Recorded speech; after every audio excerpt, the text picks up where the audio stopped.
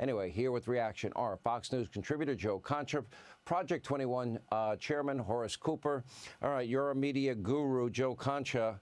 Not shocking, not surprising, not particularly revealing.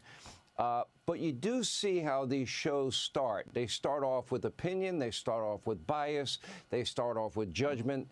They don't even want to give the other side. They wouldn't tell their audience. What we told our audience tonight is that Republicans win big percentages in congressional districts, but they're gerrymandered out of getting seats. So this is the playbook they wrote.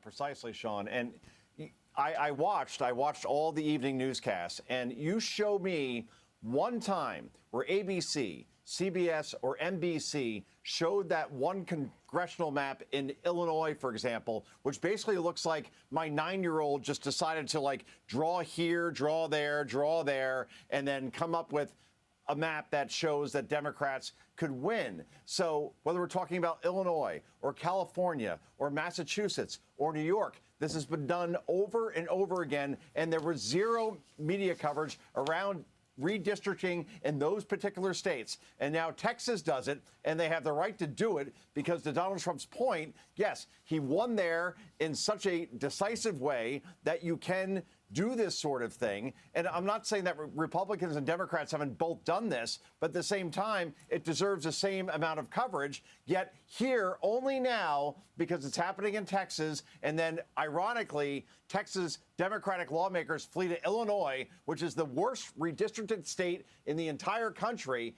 We're hearing about how democracy is being attacked. I'm sorry, it's not going to work. And the American people are just like, all right, whatever. The same party who has not allowed a presidential primary in 2016, 2020, or 2024, the Democrats, in terms of installing somebody, now want to talk about saving democracy. The same party that tried to put Donald Trump in jail and took him off of state ballots. I'm sorry, no one's listening anymore because you could only cry wolf for so long, Sean.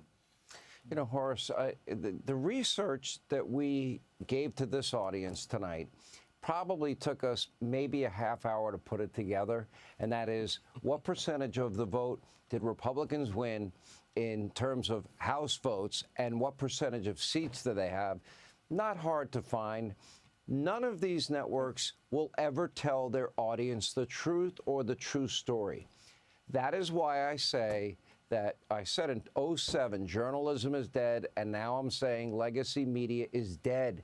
They're done. They still think Joe is not a cognitive mess. They think he's cognitively strong. They still think the border was secure and closed when Joe Biden was president.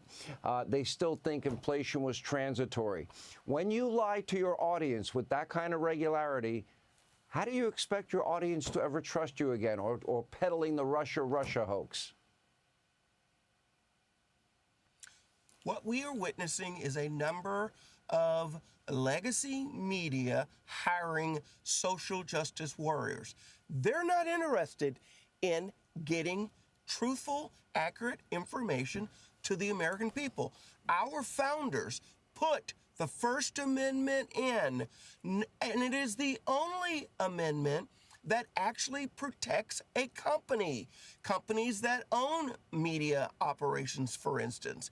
But they put them in because they wanted an informed electorate.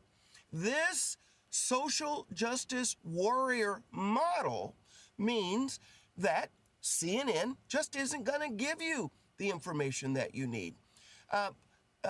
MSNBC, they're not going to give you the information that you need. Neither will ABC or NBC. In fact, the newspapers have followed along, and the American people, who aren't stupid, have figured it out. Well, I'm not going to get useful information.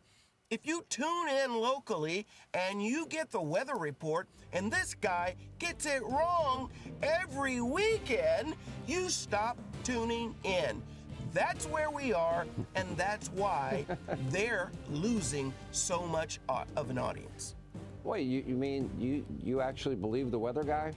When does the weather guy ever get it right? No, they do. Joe Bastardi gets it right.